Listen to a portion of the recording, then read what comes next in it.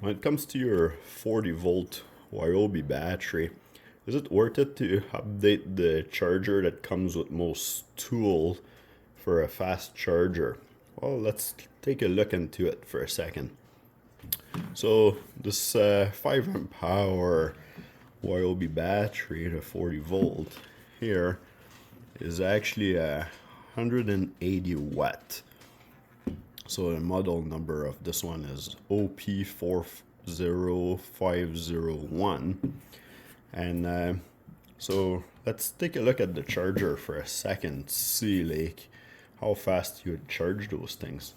So with most tools that come as a kit with the battery and the charger, they're going to give you this little charger here. So this one is the OP404, and so that's a 40 volt charger. But let's see what the output of it is for this. So if you grab the plug, most of the time when there's a rectangle plug like this, it's going to tell you what the charger is able to handle actually for load. So that 40 volt, it's 120 volt wall outlet and 60 hertz, but it's actually just 80 watt. So 80 watt, so that means that to be able to charge this battery here, that is 180 watt. So in theory, with quick math, so that would be 80 watt an hour. So it would be a little bit more than 2 hours to charge a 5 amp hour battery like this. Now if we compare the bolt charger, this one here is, I'm going to tell you the model number before we get into it. So the model number of this one is the OP406.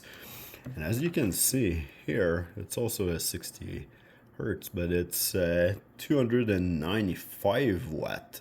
So this is how much charge it's pushing. It can push up to that much.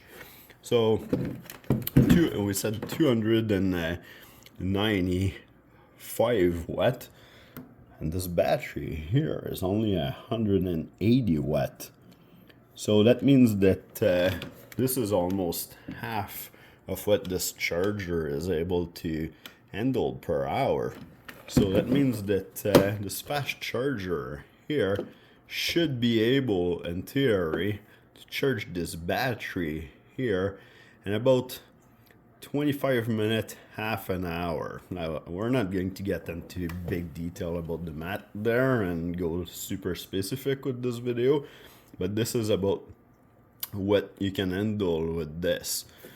So, you know, 2 times 180, that would be 360 watt.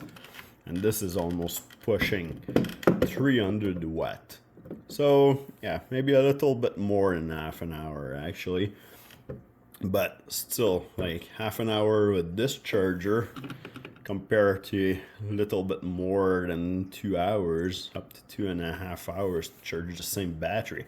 So now if you're doing a project and you have those one of those leaf blower here, lawnmower, or one of those 40 volt snowblower, well, you might chew through the battery pretty quick.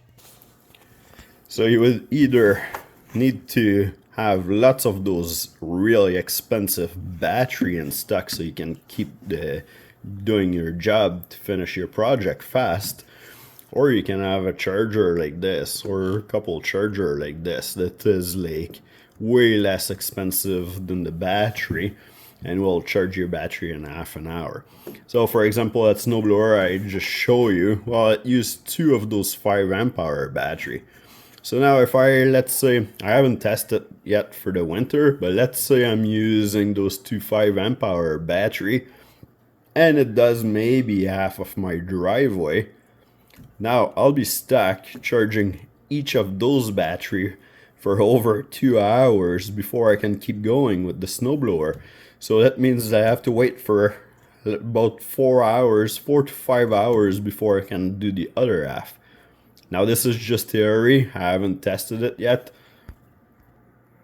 because as of right now there's no snow. We're in November, but there's no snow yet outside, so we're going to test the snowblower. But so anyway, that is just to do a quick example here. So 4.5 hours before I can use the snowblower again, or I can charge both batteries in about half an hour each, so an hour I'll be good to go again. And of course, those numbers here, they will increase. The watt hour will increase as you're increasing the amp hour battery. So it will take even longer to charge a 6 amp hour or 7.5 amp hour battery. So you have to keep that in mind too. So in my opinion, it's well worth it to update the charger.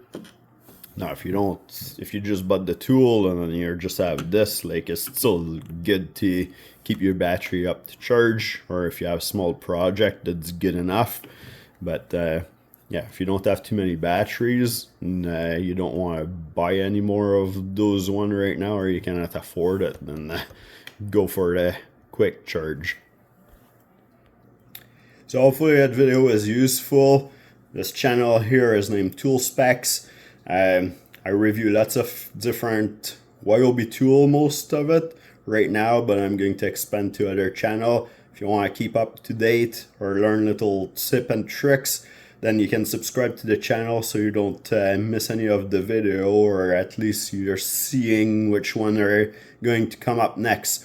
Alright, I'll see you in the next video, and I can't wait for the winter to test those couple tools that I have in stock for you. Alright, bye.